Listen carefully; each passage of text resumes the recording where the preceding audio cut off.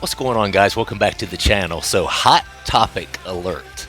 If you are easily triggered or offended by talks of political rights, wrongs, moral right and wrongs, DEI, diversity, equity, and inclusion, you may want to go to the next video. Because as you know, Trump just signed an executive order that now bans transgenders from remaining in our U.S. military. And by remaining, I mean literally transgender individuals in the coming weeks will be being discharged from our military. Okay, so this is a very big move, very big deal. I'm not transgender, nor did I serve in the military. I have a lot of family members that served. My father served in Vietnam. My father-in-law served in Vietnam. My grandfather was in World War II. So I come from a very rich military family. So obviously I have a ton of respect for military service members, so forth and so on. But I myself didn't serve. Okay, so I'm not necessarily taking a hard stance on this particular issue because I can actually see arguments from both sides, whether you consider that the right, the left, people who are for banning transgenders in the military, and people who are against banning transgenders in the military. I can see good arguments on both sides.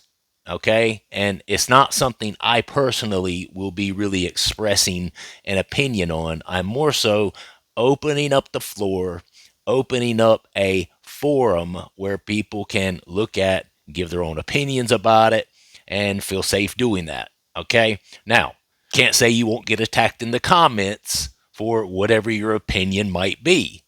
But I can say that I won't be attacking anyone for their particular opinion. All right. So I've tried to get a couple of videos here. First, we're going to watch one that is kind of describing a few of the basic things that this executive order will do and what you kind of can expect. From there, we're going to look at a couple of more videos. I tried to get videos that were, objective from either side. I tried to listen a little bit to this side, a little bit to that side, so it didn't sound like I was leaning too far to the left or leaning too far to the right on this particular subject, okay? Because I don't want to do that on here.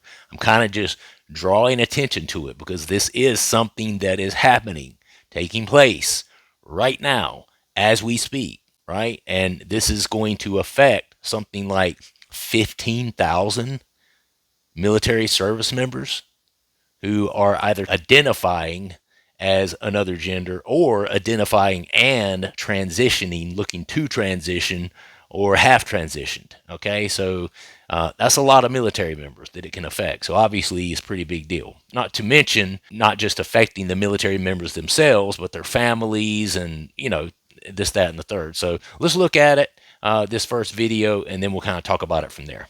In the documents reviewed by the Post, the Trump administration makes several arguments for why transgender service members should not be able to serve. First, because those who are undergoing medical treatment, whether that be hormonal treatments or surgeries while they are active duty, that limits their physical capabilities and also possibly makes taxpayers pay for their medical bills through the military-funded health insurance. And secondly, it also speaks about how the military needs to be ready to be military tough and have a lot of military readiness. So again, saying that those who incorrectly identify their gender should not be allowed to serve. In the DEI executive order, it talks about eliminating pronouns from the military and also not allowing men and women to share spaces like bathrooms or changing rooms or bedrooms. So really cracking down on that as well. You can say that you're another sex, but you can't undergo treatments to become another sex, because once you do that, you make yourself unready to deploy. It's the medical procedures themselves. But there are trans people who serve in the military right now who would disagree with that. They can disagree all they want. I'm the one who's, I know what war is like and I know what it takes to deploy. I was not allowed to deploy for vision issues. Now, what if you need to be on a bunch of medications and your entire body has been changed radically into another gender? It makes it very difficult to deploy you into the places that we need to deploy you. I had to be medically retired for my condition. And my condition, arguably, is far less severe than undergoing a transition to a different gender. Yeah, but people obviously take medical leave from the military all the time in return. And you said you didn't know what quote I was talking about. This is from 2021. This is the quote. Yeah, I'm sure I said that, but I think people should be able to serve openly and tell people what their identity is. And anybody who can meet those standards should be able to serve. And then And then I probably went on to say, if the conversation was about transgenderism in the military, I probably, in that interview, went on to say exactly what I just said, because I've never changed my mind on this. I think that's fine, but I want to see Secretary Austin stick by what he said in his testimony, which is that we will adhere to the standards, and anybody who can meet those standards should be able to serve. Okay, fine, I agree with that, but you also have to admit that a gender reassignment surgery will hurt our medical readiness. I mean, you can't even deploy if you're not vaccinated properly or you don't have the proper dental records in place. So how are we supposed to deploy people and keep our warfighting stance if somebody's just had gender reassignment surgery? And should taxpayers be paying for that? I mean, these are the questions that I want to hear for the administration. Are they going to stick to the standards that we all have to stick to? We are hearing from a major veterans group criticizing President Trump's ban on transgender troops from serving in the military. The CEO of Iraq and Afghanistan Veterans of America says that the president's order tells service members their sacrifice is not valued. Tonight, the president's latest ban is being challenged in a court in a lawsuit that was brought by 6 transgender service members and 2 transgender individuals who wanted to enlist. My source on this tonight is the U.S. Navy Commander Emily Schilling, who has done 2 tours of duty in Iraq and Afghanistan as a Navy pilot, was awarded 3 air medals and an award for superior airmanship as well. She transitioned years ago and has since been promoted with merit. She's also the president of Sparta, which is an advocacy organization made of transgender troops. And I want to thank you so much for being here. Just this order that came out, and we finally got to read the text of it this morning. You have almost 2 decades in your naval career. What is your view of this? Well, it hit me kind of hard. You know, I've dedicated about 19 and a half years of service. It was my dream to join and fly for the Navy since I was little. I did the 2 tours in Iraq and Afghanistan, 60 combat missions. I got a lot of value at it and a lot of self-identity out of it. Later, I went on to be a test pilot and then the meritorious promotions. I have been at the pinnacle of naval aviation. I think I'm proof standing here that, we are qualified to serve. And when you see this and the language of it, I was reading through this because the congressman and I were kind of going back and forth on this last night, and it says that, quote, an adoption of a gender identity inconsistent with an individual's sex conflicts with a soldier's commitment to an honorable, truthful, and disciplined lifestyle, even in one's personal life. What is it like for you to hear those words? First off, all I want to do is keep serving. I've done that almost 20 years. I want to keep going. I have no desire to get out. And the feedback that I've had from prior to transition to after is that it's made me actually a better leader, able to connect with my people more and in a more authentic way because I can meet them wherever they are. And so when you hear this idea that because you've gone through that you are not fit to serve, as the congressman was stating, saying that you wouldn't be able to be up to the standards. I mean, you know what the standards are and what those requirements are and what that requires from you. What is your response to that? Yeah, Caitlin, there's a lot of disinformation out there and a lot of talking points on it, but I'm one of the first naval aviators to regain my flight clearance post-transition. And what that means is the Navy was rightfully medically conservative. I'm going to go fly a $100 million aircraft. The F-18, like you saw in Top Gun 2. So they ran me through every psychological evaluation, every physical evaluation they could think of. And at the end of the day, there was no reason to keep me out of the cockpit. We see this with all of the troops that are deployed across the world today, already embedded in combat units. We have lawyers, doctors, special forces, rangers, and they're all there today. If we yank them out, it leaves critical holes that are going to take decades to fill. So We dug in on this with the congressman. I want you to listen to what he said about that exactly and the test that you do go through. I know what war is like, and I know what it takes to deploy. I was not allowed to deploy for vision issues. Now, what if you need to be on a bunch of medications and your entire body has been changed radically into another gender? It makes it very difficult to deploy you into the places that we need to deploy you. You're basically arguing you're proof that they're wrong. I am proof. My total med downtime, as they put it, was about a month. That's in line with somebody who has minor knee surgery. We have individuals who go through as much a transition as they want without ever being down. It's really just, bad gouge. And we've heard from people like the new Secretary of Defense, Pete Hegseth, talk about recruitment and how they need to improve and how the numbers are down and they're trying to appeal to people. So what does it say when an order like this comes out saying, even if you want to serve, we're saying you can't, at a time when we're saying we're also at low levels of recruitment? Yeah, so the executive order actually just asks the SecDef to generate new policy. And if you read his most recent memo to the troops, the last line says that he supports all members and all families of the armed forces. I hope he stands by those words. What would you, if you could see Defense Secretary Hegseth and talk about your own service and what you've been through, he also served, what would you say?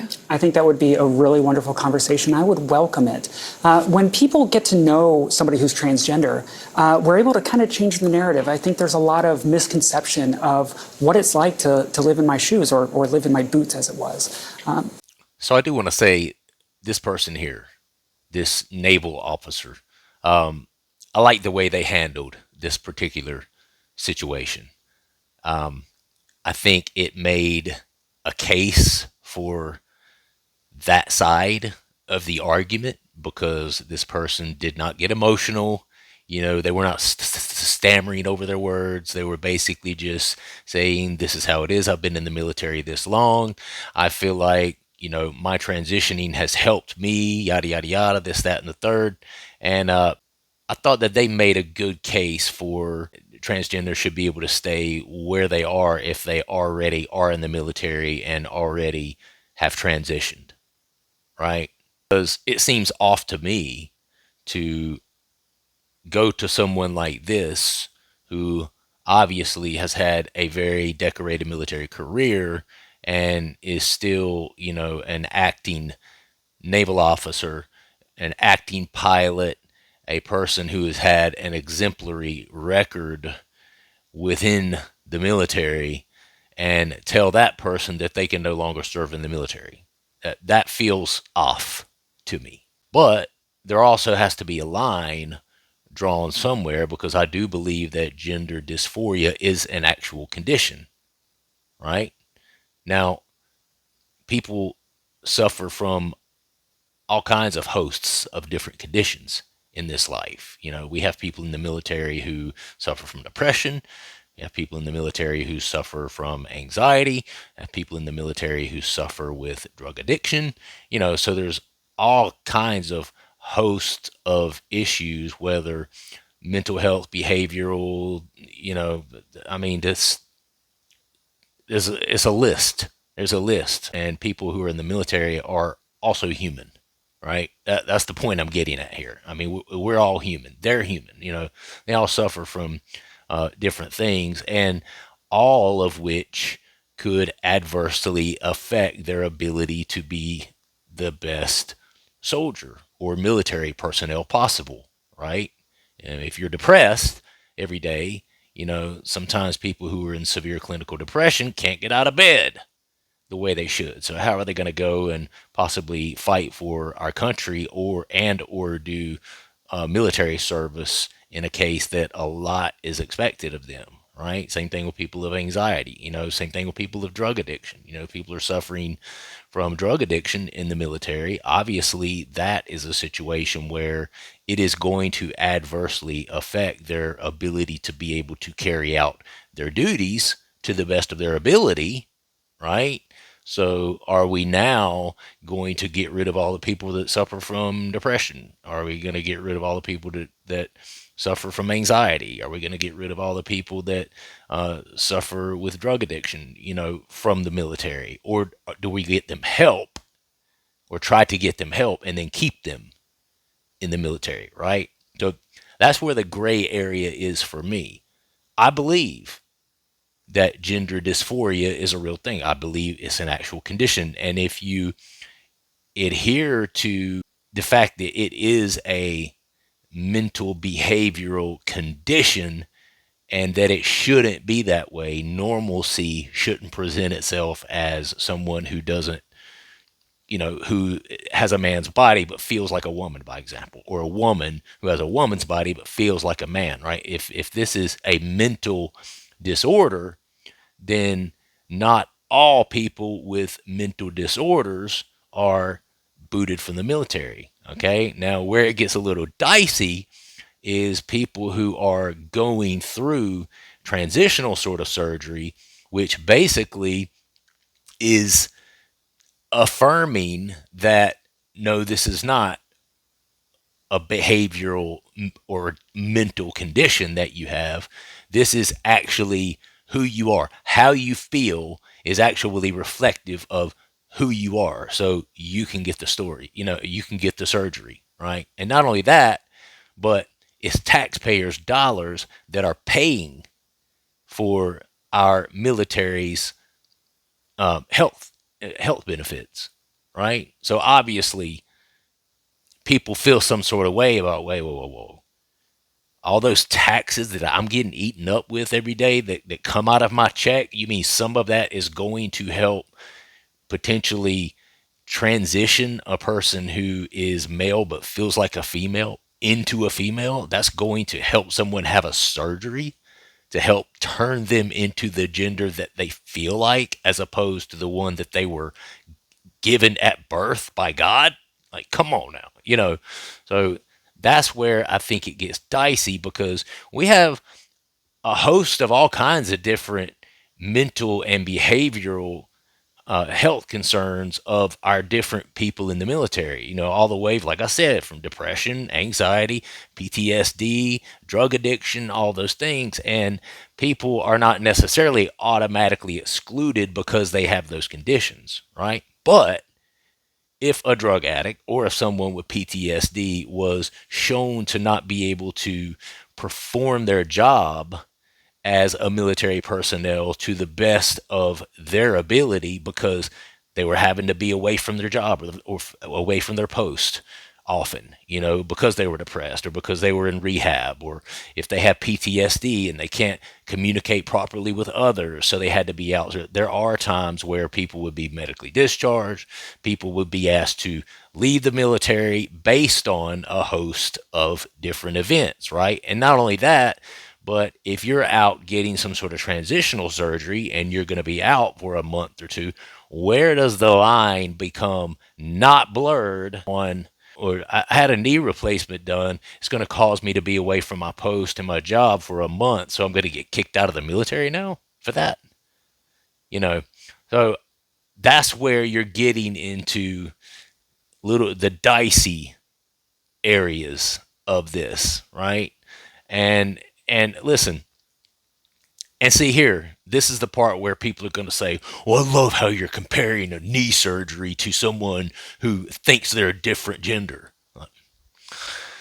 I'm telling you, I tell you for sure, you cannot win for losing being a content creator on YouTube, because the internet literally here's what they want to hear, and then anything else that could play into the conversation just flies right out of the other ear. People have very selective hearing, and they'll hear you say something like that, and then they'll think that you're taking that stance, when in actuality, you're just, being objective and looking at it from both sides. Because to come to a conclusion and an answer on anything, especially something that's a huge issue like this, you have to look at both sides.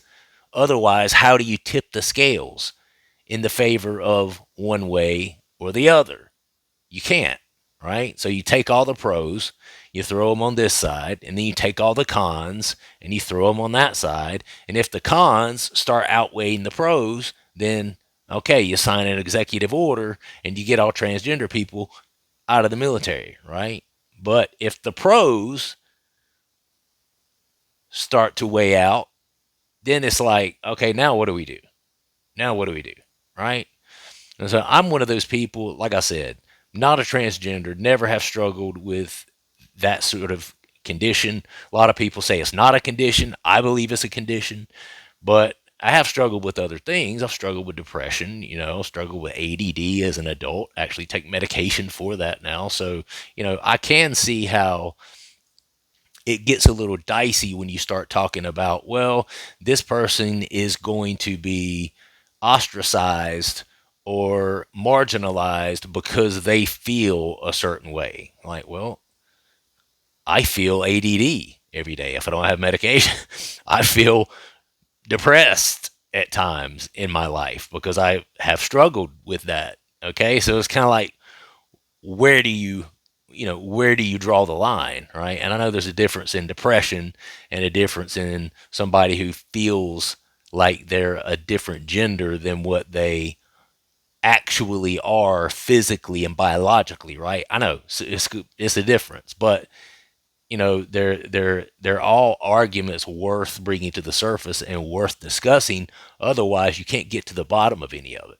You're welcome to leave a comment in the section. Let me know what you guys think about this. There's certain aspects of it where I don't believe that taxpayers' dollars should be paying for someone to have a transition surgery, right? And from what I understand, they're not saying that it's not okay for someone to identify as another gender and still be in the military. Where I understand it becomes a problem is when a person is trying to physically transition via surgery.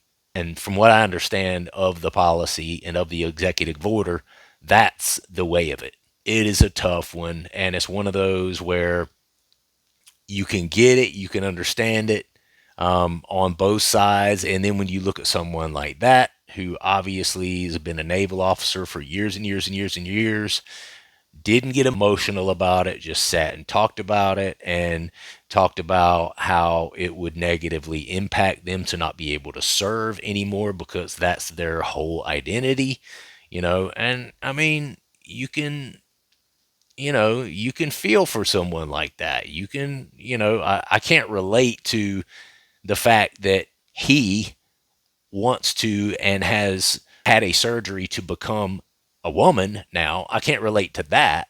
I can relate to, oh, well, you've been working at this for the better part of 20 years, which is most of your life. And now all of a sudden someone's going to come in and tell you you have to leave simply because you made that transition and made that choice and whatever. I don't know. It's a tough one. What do you guys think? I mean, you got someone who's been a military pilot and officer for 20 years and seems to have all their shit together for the most part, other than the fact that he was a man and is now become a woman, technically. It's hard to look at someone like that and say, yeah, get him out of here. Get him out of here. You know what I mean? It's tough, man. It's tough. I tell you what is not an easy answer to it, and I guarantee you, I'm gonna have someone come on the comments. Oh, it's easy. They're not allowed. Like, listen, bro. People don't understand the logistics behind it. I'm talking about the logistics of making one or the other happen, whether they're allowed to stay or whether they're having to leave. Either way, there are logistics behind this. A lot of them have family members. Some of them have children even that are depending on them and depending on their finances. How is it going to affect their finances if they're a career military person and now they're no longer going to be allowed to serve? Is their funding stream going to be completely cut off now, or are they not going to have any income now? I mean, how does that work? And there's a human element to it. It's not the child's fault if they have kids. Not the child's fault that they're mother or their father is confused about their gender or made some sort of transition, years ago. This is because they felt like this, that, or the third. That's not the fault of the child. That's not the fault of their ailing mother who they are helping to take care of because they're on death's bed, or there's so many different dynamics and scenarios that have to be considered, because it's not just the military members. It's not just the transgender military members that you have to think of, but they have families, right? And families that more than likely, a lot of them depend on that person's position in the military, that person's income in the military, that person's job. Being in the military is a job, by the way. You get paid for that, right? So, it's not a lot different, and even a bigger deal, I think, to come in and tell someone, oh, because you're this, or you feel that way, or this, now you don't have a job anymore. It's like, wait, what? But at the same time, again, and I don't want to sound like a broken record and keep circling back, but certain aspects of it you can see, like, no, but taxpayers, I don't want to pay for your transitional surgery. Just like you shouldn't have to pay for my ADHD medication. And I know they're two separate things, but believe it or not, it might be a simple yes or no issue in people's minds, but the logistics behind it all is anything but simple. It is the dynamics behind it all are anything but simple. But let me know what you guys think down in the comments. Appreciate you listening to me ramble. Subscribe to the channel if you would. Like the video. And again, comment down below. Just don't argue in the comments. Not too bad. Not too bad. Okay? All right. I will see you guys on the next one. Take care. Thanks.